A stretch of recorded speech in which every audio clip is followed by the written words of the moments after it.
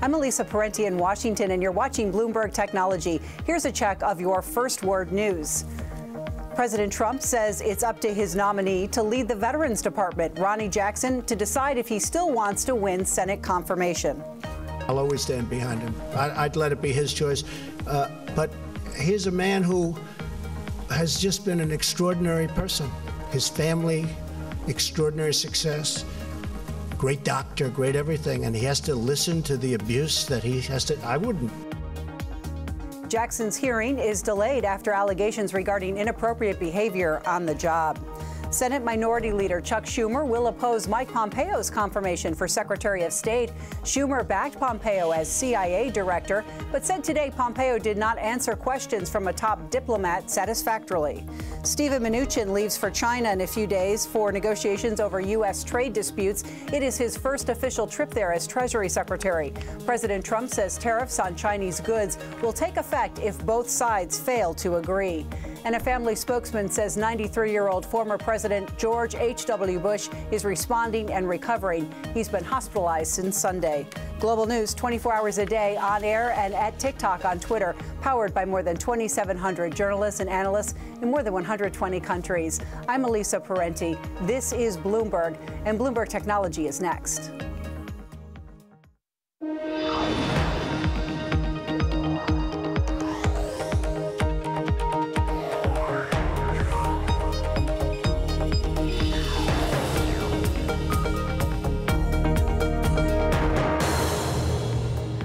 And this is Bloomberg Technology. Coming up, tech bears run rampant as Google earnings spark an $85 billion slump. A full report on Tuesday's tech market sell-off.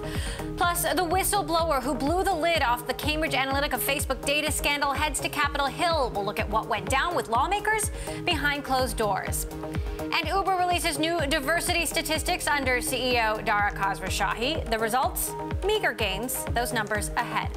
First, to our lead. It was the worst day for stocks in weeks and the first 5-day slide for the Dow in more than a year. Tech stocks particularly getting hit hard off the back of Google parent Alphabet earnings. Joining us now to break it all down, our Bloomberg stocks reporter Abigail Doolittle. So, Abigail, Rob Arnott of Research Affiliates saying a tech bubble has been burst. Walk us through the day. Wow, that's a pretty big call there, and I'm not sure. It'll be interesting to see whether or not that's proven with time, but certainly the SOX, or the CHIPS index, is down sharply and technically broken, so perhaps that's an early tell. But relative to the day, it was certainly an interesting day for the major averages, with the Dow, the S&P 500, the NASDAQ actually starting higher. But then as the day progressed, each of the major averages traded lower. And then especially in the middle of the day, we started to see a steeper sell-off led by the Dow and Caterpillar. Caterpillar put up a very strong first quarter, but they made an oblique comment on the conference call around the rest of the year.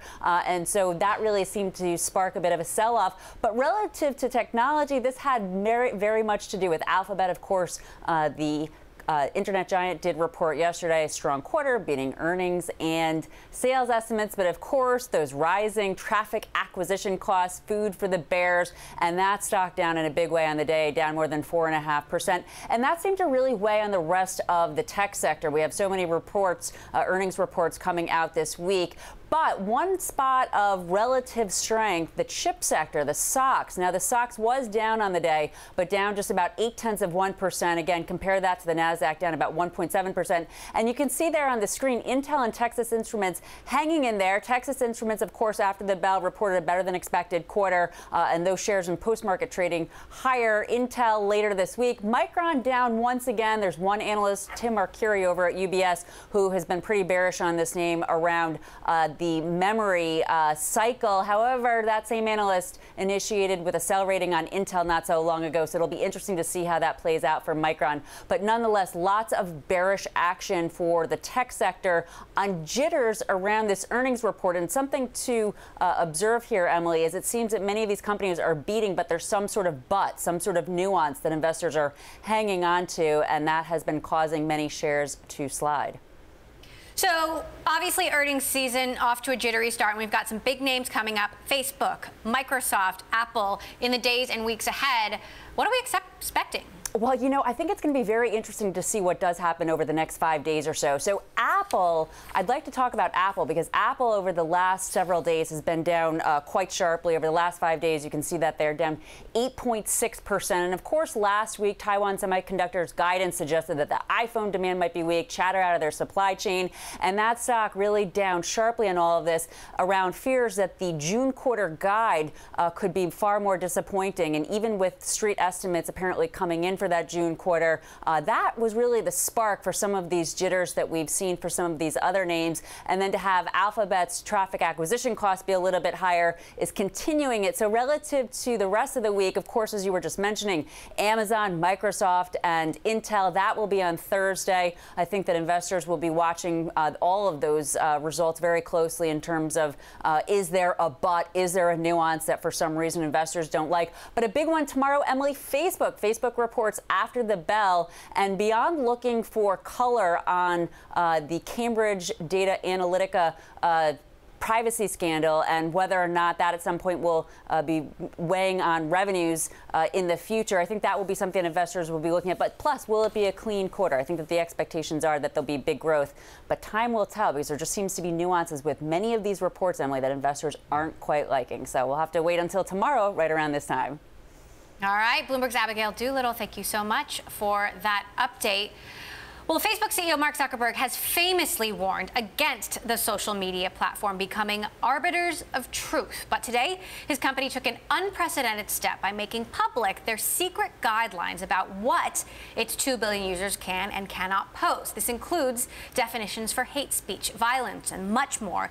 And it explains how users will be able to appeal bans on individual posts. My next guest sat in on one of Facebook's bi-weekly standard meetings, and his new article in Wired is titled, "Here's What Facebook Won't Let You Post." Stephen Levy is a senior writer at Wired magazine. He is working on an upcoming book about Facebook. He's written many, many books about the tech industry. So the big question is, will what Facebook has been through in the last 2 months, will this Cambridge Analytica data scandal and broader concerns about data privacy, will this impact engagement materially, and will this hurt their business? If so, how much? Right. Well, I think in some quarters, you know, some people, I've talked to someone recently who said they're using Facebook less. Facebook insists that they are not seeing, you know, widespread retreat from use of the product there. And I think I wouldn't be surprised if the results that they report tomorrow reflect that. I think the things to look at are two things. One would be, Mark Zuckerberg has said in the past that Facebook is going to be willing to make less money in order to make the fixes that he believes it has to make to keep users' trust. And it will be interesting to see if he translates that to actual numbers. That, you know, so the investments that they make to win trust, you know, are going to say, how much less are you going to make? And then second, to see if there is any kind of impact from advertisers because of the criticisms that we see there. Sheryl Sandberg did tell us that a few advertisers have taken a pause, but yes, otherwise that any other impact has been minimal. Facebook has today publicized this 27-page standards guide, 8,000 words. Yeah. It's very, very lengthy. Why now? I think that, you know, again, this is, you know, they're in what I call the Trust-a-palooza. You know, we've been under a blizzard of announcements of Facebook saying, okay, here we're going to be transparent here. We're going to change this policy. We're going to change that policy. It has very much, Mark has a very much an engineering mentality, and he hopes to engineer his way to win our trust or win our trust back in this time of crisis there. So he doesn't want to just apologize. He wants to apologize along with telling us, hey, we're doing this, we're doing that. And that was a big thing that in his testimony to Congress a couple weeks ago, where he was able to do bullet points and saying, you know, well, look what happened in Cambridge Analytica. Well, hey, we fixed that. You know, we fixed it even before it was reported. And then here's the other things we've done. This in particular is really interesting because, you know, it gives you know, sometimes a disturbing picture of the kinds of things that people post on Facebook. And what this is really the playbook that it gives its moderators, there's 7,500 people who use this playbook to say, this is something that's been reported to us, an objectionable post. Does it follow the rules? And the rules are very explicit and almost Jesuitical in their detail about what a murder is opposed to a mass murderer or a serial murderer, different forms of nudity, and so you could really dive into the details on this. So the big question is, these moderators, how many are full-time Facebook employees? How fast do they have to make the decisions? And sometimes these rules are actually quite confusing. Can they make these decisions as fast as they need to be made? Well, that's why the appeals part of the announcement might be important, because before something might be taken down and you really wouldn't get an answer very quickly or very clearly about why this happened. What Facebook is saying now is if one of your posts gets taken down, you can go to the playbook and say, oh, this is why I violated it. Or if you say that was wrong, they could say you could appeal, and within 24 hours, someone is going to look at it and give it another consideration. So you went into one of these standard meetings, and I know you can't talk about specifics and the specific examples that were discussed, but what was your impression? What surprised you about how these meetings run? What seemed to be working, and what did you question? Well, I've sat in a lot of meetings at technology companies, and this is like a standard kind of thing, whether it's a Google search launch meeting or I've sat in meetings where they do changes to the news feed at Facebook. What happens is that there's a proposed change, a group goes off and does research into it. In this case, they don't do a technical experiment, but they consult outside experts and sometimes interest groups. They do their own research and they say, okay, here's a possible change in the policy and here's the options we have to pursue it. One might be not to change it, another might be to change it this way or that way, and then they make a decision. Is Facebook treading dangerously close to that line of being the arbiters of truth, and should they be going closer to it or moving away? There's no way they could avoid it. There's no way they could avoid it, because even though it's an open platform and they want to encourage free speech, they want to make it a safe place there. So there's always going to be this tension between moderating content, or censoring it as some people say, and making it a safe place. Now, in his testimony, Mark Zuckerberg, to me, took more responsibility than he ever had for the content that gets posted on the platform, which I wonder if executives at Twitter and Google were kind of like, oh no, this might implicate us as well. How do you think this will spill over at Twitter and at Google? One of the surprising things about Alphabet earnings was that we didn't see a huge impact from these privacy concerns. Maybe that's going to happen in coming quarters, but will they be impacted by this too? Right now, Facebook is the bullseye for all this concern, but the other companies know that they're in the same boat there. YouTube has come up with a lot of criticism, and when you look at their content moderation policy, you go to a page that gives you very general guidelines. It doesn't break it down as specifically as the Facebook playbook they just released today. Twitter has for years posed itself as anything goes, free speech, and they realize that that's not going to play anymore. So all these companies have to fight this, damned if you do, damned if you don't situation.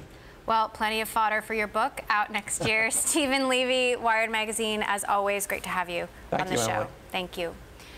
Coming up, we speak to Congressman Hakeem Jeffries. He met with the whistleblower who sparked the Facebook Cambridge Analytica data scandal. That is next. This is Bloomberg.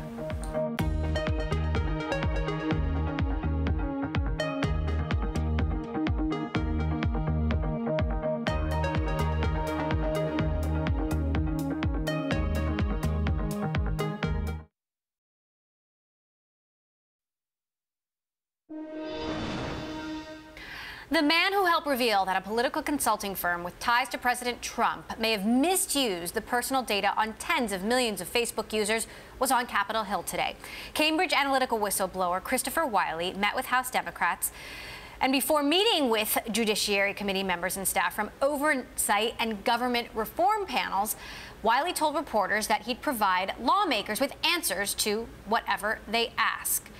Joining us now, one of the lawmakers who met with Wiley, Representative Hakeem Jeffries of the 8th District of New York. So, Congressman, first of all, what can you tell us about what happened at this meeting, what was said, and how disturbing it was? Well, it was a very useful meeting in terms of the information that was provided to us. Christopher Wiley painted a very credible, but also a very frightening picture of how Cambridge Analytica, using misappropriated data on very intimate information from the American people without their knowledge, then manipulated that data in a way that was designed to help shape artificially the results of a presidential election. Knowing what you know now, is there anything that you wish Congress had asked Mark Zuckerberg during those hearings? Because, you know, many people felt that lawmakers simply weren't prepared to ask the right questions. Well, I think certainly, at least on the House side, that the members of the Energy and Commerce Committee were able to go a little further than my colleagues on the Senate. They also had the benefit of a second day. But I think we still need to unpack the precise nature of when Facebook became aware that there had been a misappropriation of their data and why they didn't go further than asking for a certification from Cambridge Analytica that proved obviously to be false. Certainly, as the CEO of Facebook has acknowledged, there is much more that the company could have done at that moment in time to prevent the data from being manipulated in the way that it was leading up to the presidential election. And we've got to make sure now, as members of Congress, that we can put up the appropriate guardrails for all of these social media companies that have access to intimate information of the American people in ways that won't allow for future exploitation. Would you like to see more legislation, and if so, what kind? Well, first of all, we have to make sure that when an ad has been purchased or put together or manufactured by someone for a clearly political purpose, those ads, if they were on radio or television, have to be disclosed in a certain fashion in terms of the source of the content. We clearly have to make sure moving forward that when ads are put forward before the American people or information is put forward, if it derives from a political source, from a campaign, or from a political action committee that is endeavoring to manipulate the outcome of an election, that the American people should at least have that information made available to them in the social media context, just like it will be available to them on TV or on radio. That's an important first step. So what would the second step be? Well, you know, again, I think we've got to make sure that there are rules that limit and or prohibit the ability for foreign actors to utilize these social media platforms to manipulate the American electorate in ways that were undertaken by the Russians in the context of the 2016 presidential campaign. Clearly, I think in hindsight, there were many red flags that individuals should have noticed as it relates to the efforts by Russian spies and or their affiliated entities that were trying to manipulate our election that went unnoticed. After the fact, all of this has been unveiled for the American people. We need to make sure that there are sufficient protocols put into place so that on the front end, when you have foreign actors, hostile entities trying to interfere with our election, that can be stopped before they're able to make progress. All right, Congressman Hakeem Jeffries, thank you so much for weighing in. Appreciate you stopping by. Now, the other man at the center of the Cambridge Analytica data scandal appeared before lawmakers in the UK Tuesday. Alexander Kogan, the Cambridge University researcher who created the app that was used to obtain the Facebook data on potentially as many as 87 million people. He told officials that the data came with no contract and no obligation to destroy it. Joining us now from London to talk about the latest, Bloomberg's Caroline Hyde. And Caroline, I think it bears reminding our viewers that Cambridge Analytica continues to insist that it did nothing wrong. You know, what do you make of this side of the questioning today? Yeah, fascinating from Alexander Kogan. And I think in point to what Representative Jeffries was saying there, that potentially data was manipulated and therefore we saw it affect the outcome of the 2016 US presidential election. Alexander Kogan, the academic at the heart of all of this, flatly denies he feels that this didn't help win any election for Donald Trump. The data that he harvested, he said actually, notably, it was unlikely the data used to help the Trump campaign because, well, they tried it with Ted Cruz before the Trump campaign. Ted Cruz's campaign was dissatisfied with it. It's not efficient micro-targeting. Why? Well, because you wouldn't use the data he manipulated to run political ads on Facebook. Interestingly, Emily, he was basically saying, to be efficient, you use Facebook's own tools. You don't build your own. And so he felt it would have been very unuseful in terms of winning at the 2016 presidential campaign. So that was really notable. Also, what was notable was the fact that he was saying, look, Facebook should have known that I was passing on data to third parties. When he became a commercial entity, not when he was in academia, when he became a commercial entity, he put it in the terms and conditions of the app that he was making, that he would pass on data to third parties. He says, in fact, many companies do that. He says he challenged during other interviews post this testimony to go and check big companies and whether or not they do make very loose claims in their terms and conditions. And so, therefore, you can indeed, therefore, see data be passed on to third parties. And lastly, I think what was noticeable is, look, he's saying it's not just me. I'm being unfairly targeted, but tens and thousands of other developers could have done this. It was easy. You didn't need special permission. You could just get this data. As he said, it came in an email, and therefore he didn't feel it was any misuse. He now thinks, in hindsight, potentially he should have realised people didn't realise what he was up to.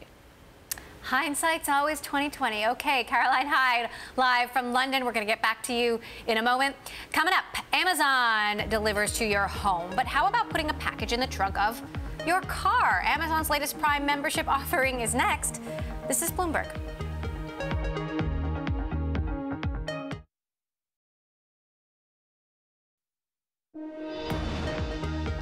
Amazon wants to get into your car. The online retailer will now unlock and deliver packages to your car if you own a Chevy, Buick, GMC, or Cadillac. The vehicles must be 2015 model or newer and have an active service plan.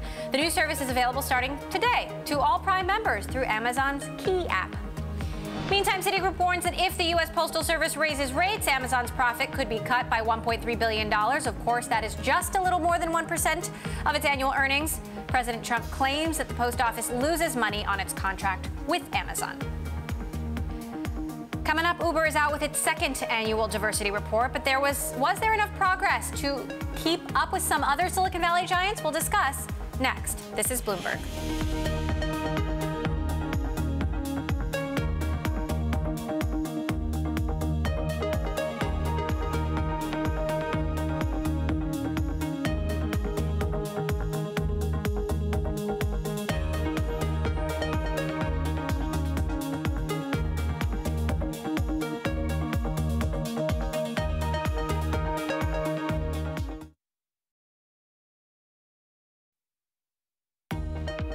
I'm Elisa Parenti in Washington, and you're watching Bloomberg Technology. Here's a check of your first word news. At a joint news conference today, French President Emmanuel Macron said ongoing talks with President Trump will focus on a broader containment strategy for Tehran's activities in the Middle East. We have nuclear on the short run. We have nuclear on the long run. We have ballistic activity. We have regional presence of Iran. We want to fix the situation for these four pillars. Syria is part of the fourth one.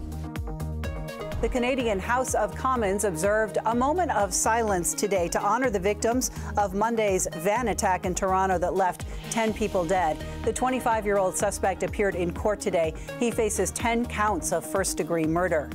Israel has canceled all pending deportation orders against African migrants after acknowledging it cannot deport them against their will. Last month, Prime Minister Benjamin Netanyahu called off a deal to resettle half of the migrants in Western nations. And a statue of women's rights campaigner Millicent Fawcett now stands outside the British Parliament.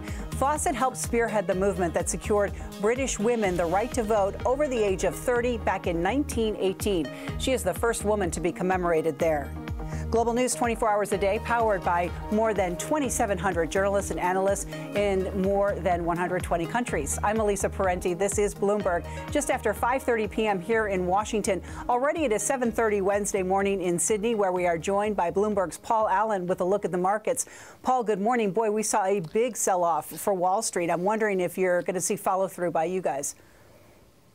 Perhaps not in Australia and New Zealand, because the markets here are closed for Anzac Day, so we'll probably dodge the fallout here. But yes, finally happened, Elisa. The 10-year broke through 3%, at least briefly, and we saw that heavy selling. The Dow off 1.75%, fifth day of declines for that index. The S&P also weaker, the Nasdaq down as well. Caterpillar with first quarter earnings calling that result the high watermark. So we saw a lot of sell-offs in industrials, tech and consumer discretionary. So in this part of the world, as I mentioned, we got the ASX closed for Anzac Day. Nikkei futures weaker by 0.5%. The Aussie dollar holding on to 76 cents. Briefly had a 75 handle on weak first quarter consumer prices on Tuesday. Let's take a look at commodities. We do have aluminium lower again. This is after a Kremlin minister suggested that the state might take control of Rusal for a little while. Meanwhile, we got oil pulling back after it tested $69 and gold a little higher. I'm Paul Allen in Sydney. More from Bloomberg Technology next.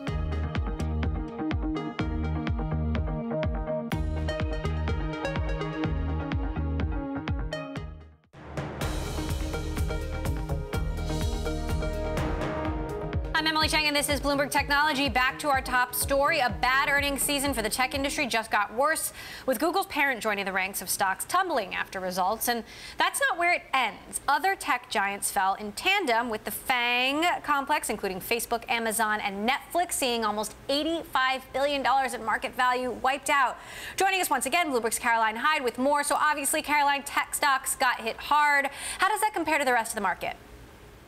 Yeah, check it out. That we did see it not actually perform as badly as some other particular sectors. I'm in the IMAP on your Bloomberg. If you type in the S&P 500 and dig into which sectors were really performing the worst, you'll see that, yes, tech was down by almost 2 percentage points there in the red, but also you saw industrials sell off by 2.8%, materials as well. You heard Abigail earlier in the show talking about the likes of Caterpillar, but still this is a notable headwind that we're seeing in technology overall. You named it, $85 billion knocked off of FANG stocks, and notably the IT sector in general in the US saw $115 billion of market cap just eroded in one day. So how much of this is pegged to earnings, and how much of this is, broader concerns, as we've been talking about, concerns about data privacy, concerns about how that will impact usage and advertising at companies like Facebook and Google? I think this is all rather a perfect storm, because, of course, everyone was hoping that earnings would dig them out of this concern about regulatory headwinds, about data privacy.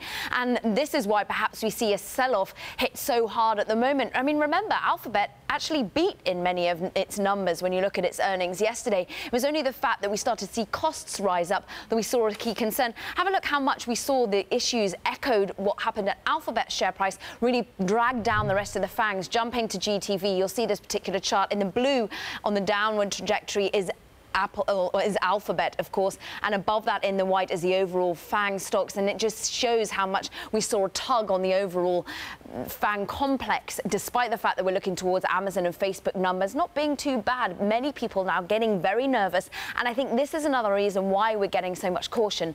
It's volatility. This is a really nice chart that you'll see the elevated fear around technology. In the white line, this is a 30-day moving average of your implied volatility on an ETF that is technology. This was really highlighted by DataTrek, and they're saying, look, volatility is heightened to really elevated levels, the highest in 2 years in terms of tech. No wonder you get slightly higher costs than were anticipated for Alphabet, and down goes the stock. We're seeing on average most stocks in the tech sector selling off by about 2% on average after their numbers come out. This isn't boding well.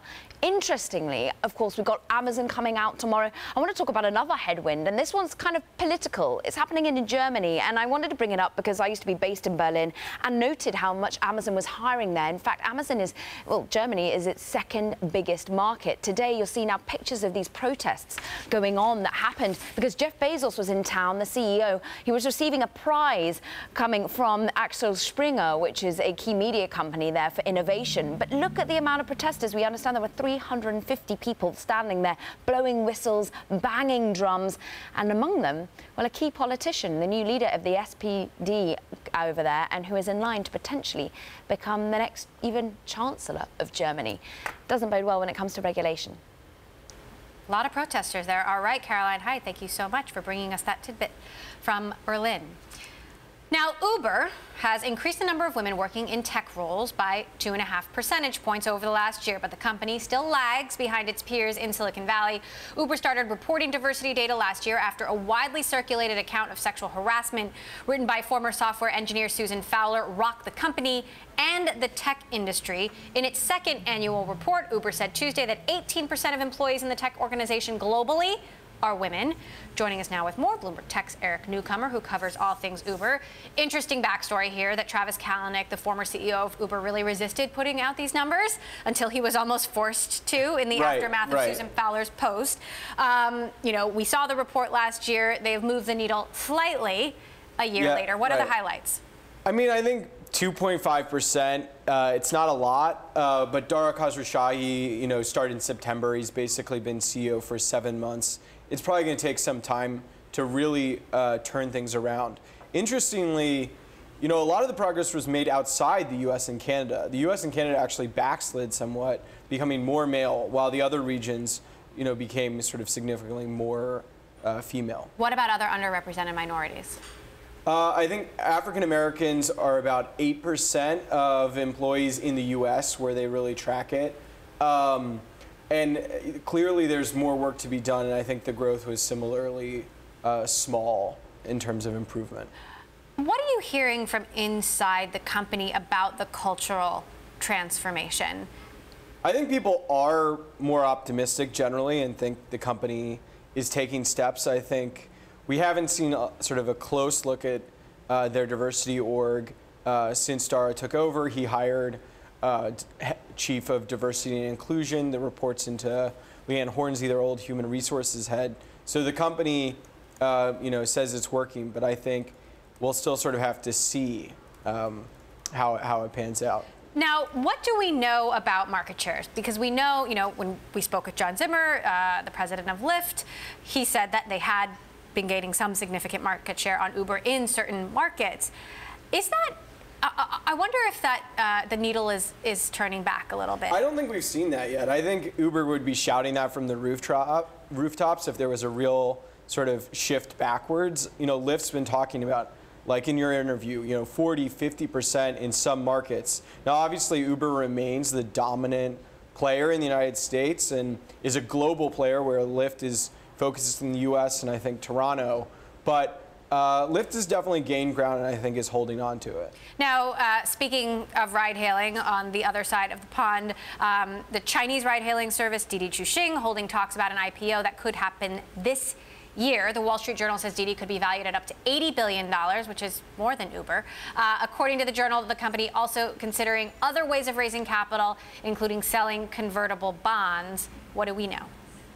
Yeah, I mean, a lot of these valuations, as we learned, are on paper until something real happens. And it's been a situation where companies, especially Didi from SoftBank, have raised a lot of money on the private markets. So I think we'll just have to see. Uber, of course, has said that they want to go public towards the end of next year. And we reported that they're sort of looking at Zane Rowe of VMware as their chief financial officer, which would be a key piece to going public. So all these companies have gotten so big, they're certainly talking about IPOs, so it's credible, but you know what the actual value is and whether Didi actually goes this year, I don't know. We'll see. And Dara Khosrowshahi has been fairly upfront about Uber targeting an IPO somewhere in the 2019 range. You know, does it matter if Didi gets to market first?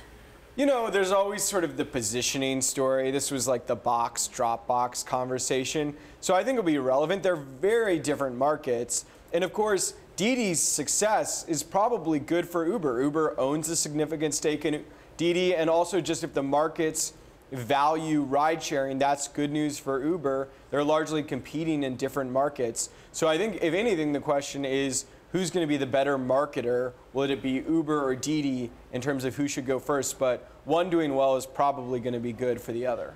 All right, Eric Newcomer, Bloomberg Tech, who covers ride sharing for us. Thank you so much. Thank you. Coming up, we've seen car sharing, we've seen bike sharing. Now it's the invasion of scooters in Silicon Valley and beyond. We'll talk about that trend with OFO next. This is Bloomberg.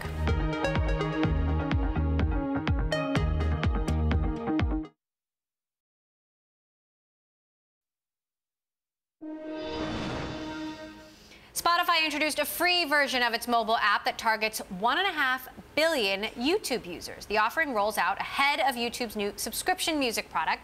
Sweden Spotify already operates the largest paid music service in the world, but it's expanding what it offers for free to reach a targeted 1 billion users.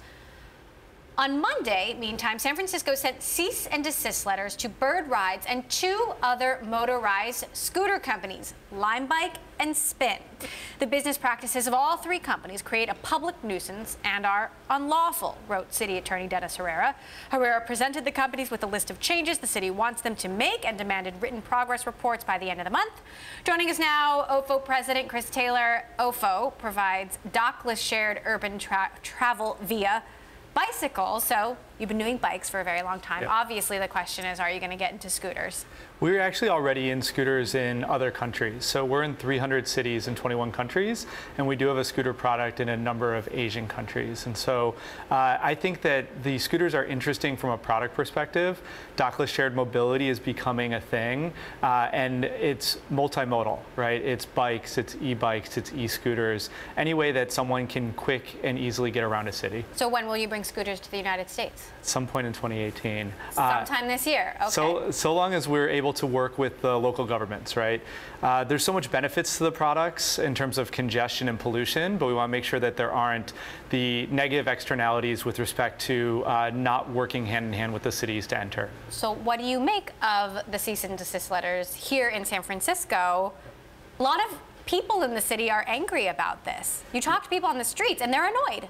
Yeah, I think, when you look at products like ours and like Bird and Limebike, there's 2 consumers. There's the consumer that's riding the product, and then there's the consumer that sees the product every day. And you have to be thoughtful and respectful to both of them, right? And so that includes being smarter about how you put the bikes or scooters out there, making sure they're orderly, making sure that there's no ADA issues with respect to putting them in walkways. And so, what we've learned over the 300 cities we've been in is how to do that. And I think there's a little bit of growing pains with respect to Bird and others that they need to work hand in hand and see the benefits not just to the person riding it, but to the other people. I was in San Diego a couple of weeks ago, and the scooters were in a pile, different colors everywhere. There was no sort of rhyme or reason. I mean, I think in some cases you can just leave them whenever you need to get off. Yeah. That seems problematic. Yeah, there's 2 aspects to that. There's a consumer education, making sure people know,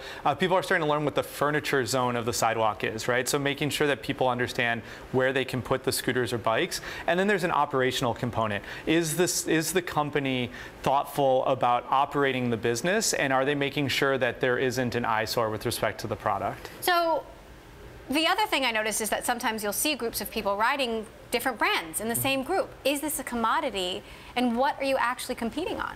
Yeah, right now there's not really much in terms of brand loyalty. You'll even see people riding scooters and their friends riding bikes, right, or e-bikes. And so right now people are trying to figure out which products they like the best. Right now, everyone's sort of entering the market, and I think consumers will decide over time. So what would OFO bring to the table? Well, we view it, again, we view it as dockless shared mobility as multimodal, right? And so what we bring is a platform that has bikes and e-bikes and e-scooters. And so a number of products, depending on what your choice is. I personally like riding a traditional bike, but I live in Pack Heights, and so I need to ride an e-bike if I want to go uphill, right? How does the Uber acquisition of Jump change things? And I wonder if there's going to be a race to partner with other transportation companies. I think the biggest thing for us is validation. Right? Validation that one of the biggest players in transportation is interested in this space. They view it as this isn't just a whim, bikes and e-bikes and e-scooters, these dockless shared mobility. This is something that they view, at least at some level, as a threat to their market share. So they want to acquire one of the businesses to make sure that they have a foot in the door. Will there be consolidation the same way we saw with ride sharing early on? I mean, remember Sidecar? Now we just have Uber and Lyft, and Uber is still very, very far into the lead. I mean, do you think the same thing will happen here, whether it's bikes or scooters? I think the landscape will narrow, right? Like, as you said, there was Sidecar, there were other players in ride sharing. You never got to a one-player game, right? It's Uber and Lyft. And I think you're going to see the same thing play out here. There's going to be a bit of a winnowing of some of the players, but there are going to be a few players in this market by the time it's done. And you worked at Uber. I did. Right? So how do the profit margins compare? Yeah. You know, the margins are so tiny. Yeah. And I wonder how, bike and scooter sharing compared to ride sharing, you're not making a lot of money. Yeah, they're much, much better, right? The bikes actually cost less than, while Uber doesn't own any assets, right? It costs money to acquire drivers through performance marketing. And so our bikes actually cost less than what it costs to acquire a driver. And you don't have to pay incentives to keep them on the platform. We joke that not only do I get a bike for the cost of the bike onto the platform, but I don't have to worry about 30 days that it changes its color and rides on a different platform, right? Which is the major concern of Lyft or Uber, that you sign up a driver as a Lyft driver, and then a month later they sign up as an Uber driver as well, and you actually spent money for Uber to acquire that user. We don't have to worry about the bikes. Our bikes aren't going to change color and go on Line Bike's platform. So can you be a $70 billion company? I think we can. You're already seeing we do over 30 million trips a day globally, which is larger than Uber's global number, right? And so we actually think that this market is actually much larger. Now, the distances are shorter and the cost is less expensive to the user, but that's why we'll actually be ultimately larger. We can service a larger percentage of the population. All right, Chris Taylor of OFO on the global scooter invasion. Thank you very much. Thank you, Emily. Coming up, Facebook and Twitter report Wednesday. Can the kings of social media keep investors happy? That's next. This is Bloomberg.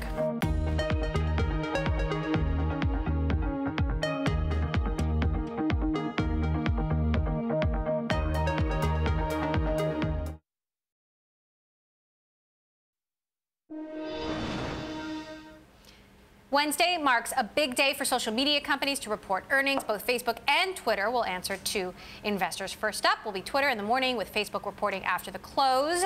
But Tuesday hasn't been kind to either company, as both finished the day in the red. Facebook down 3.7%, Twitter shares losing 2.4%. To discuss what to expect from these two companies and others, I want to bring our Bloomberg Tech executive editor, Tom Giles. So, of course, we don't know how much of this is about just sort of a broader market shift, how much of this is tech in particular, how much of this has to do with the Cambridge Analytica data scandal and broader privacy concerns. But, seeing what we saw today, does that give you any new insights about tomorrow? There's a lot of bearishness hanging over the tech sector, whether it's chips, whether it's the smartphone slowdown. We did get a little bit of good news from Texas Instruments, which I think you already talked about. Tomorrow, big day for social media, as you mentioned. Facebook, the biggest, is really in focus for tomorrow. The question is, did Cambridge Analytica have an impact? So far, Mark Zuckerberg has said we haven't seen a material impact.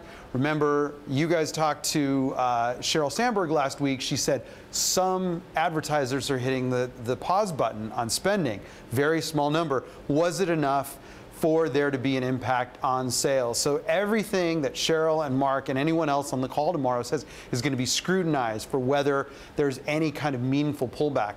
Remember, there's a couple other things that happened at the beginning of the year. They made changes to the news feed, right? They were going to try to make the results more relevant, and that meant you might see fewer advertisements, et cetera. So that's another thing people are going to look at. How much of an impact are those changes having? Remember, in the fourth quarter, we had the first time ever a decline in North American users.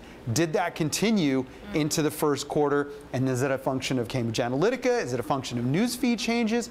Is it a function of just everybody's kind of Facebooked out? All of those things are going to be in focus tomorrow. So will that hang over Twitter?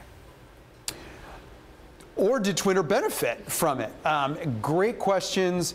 Remember, we've seen or we've heard that their video strategy is paying off. All of the investment that they've put into that is starting to make a difference. So on the sales side, that could make a difference for Twitter. Are people coming to Twitter, or is it benefiting in any way? I'm not sure we're going to see that, but I do think you're going to see a sense of you'll get a sense of whether people look to Twitter as a reliable news source, especially in an age of the Russian bots and the misinformation in 2016. Quickly, Amazon Thursday. What are we watching?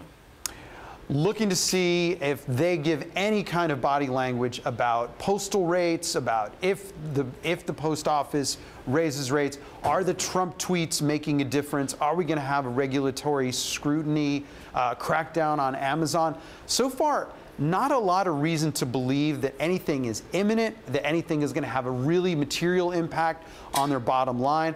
The sense we get, as far as analysts are concerned and Amazon is concerned, is that there's just going to be more and more investment in the future. All right. Tom Giles, our executive editor, thank you so much for stopping by. Obviously, big news coming up later this week. That does it for this edition of Bloomberg Technology. Reminder, we're live streaming on Twitter. Check us out at Technology weekdays, 5 p.m. New York, 2 p.m. in San Francisco. That is all for now. This is Bloomberg.